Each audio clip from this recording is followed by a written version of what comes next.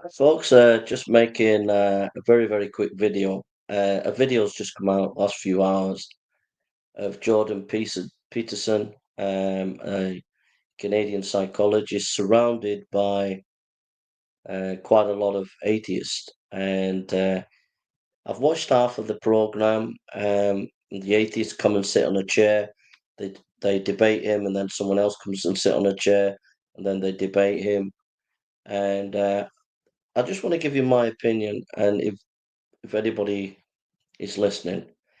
I think Jordan Peterson is a great thinker, and he has a lot to bring to the table as a great thinker. But the problem with Jordan Peterson um, is he doesn't have a very clear understanding, a definition of Christianity. It's not rooted in what I would call orthodox Christianity.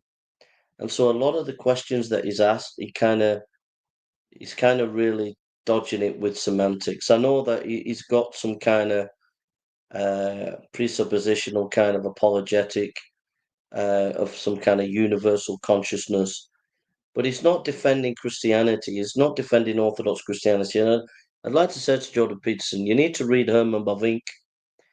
Well, read Saint Augustine, read John Calvin, read the Westminster Confession. Read Herman Bavinck, Cornelius Van Til, and come to a better understanding of Christianity and a clear understanding of Christianity and a belief in the doctrines and teaching.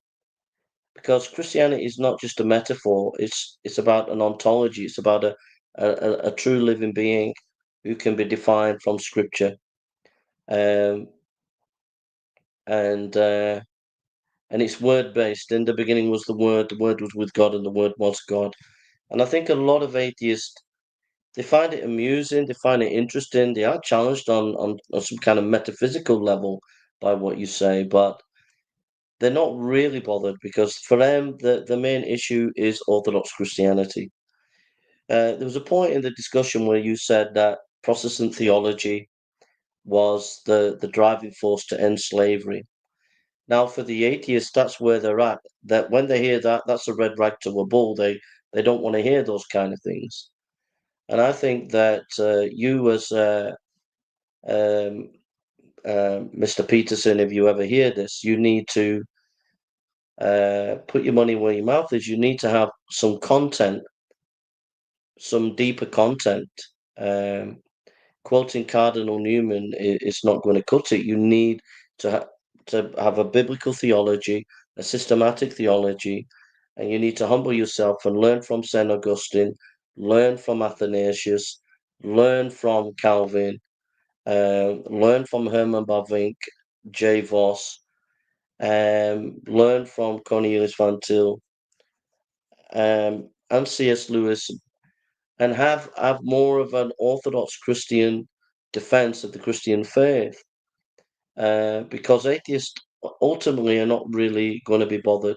They're intrigued and they're challenged on a metaphysical level, but that's not the same as bringing them to salvation, bringing them to a knowledge of God through Jesus Christ, and accepting that Jesus Christ is the Son of God. Those are the real issues. Um, and so I would say to Mr. Jordan Peterson, Dr. Jordan Peterson, that really you're doing Christianity a disservice by not saying you're a Christian and and then defending the gospel. But you're not defending the gospel. You're not defending the deity of Christ. You're not defending the resurrection of Christ. It's some kind of quasi metaphysical view that you've got where you anchor it onto metaphor of the Bible, but it's not actually a defense of Orthodox Christianity. And so, like a lot of atheists, they find it intriguing, but they're not really convinced.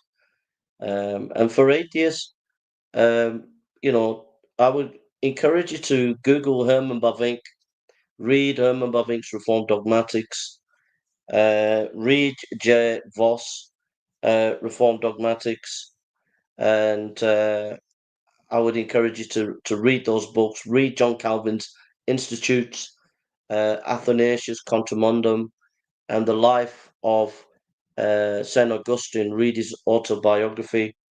I would encourage atheists to do that, and I think you will find that quite challenging.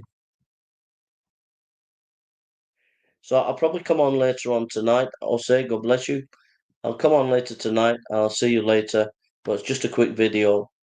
Okay. God bless you.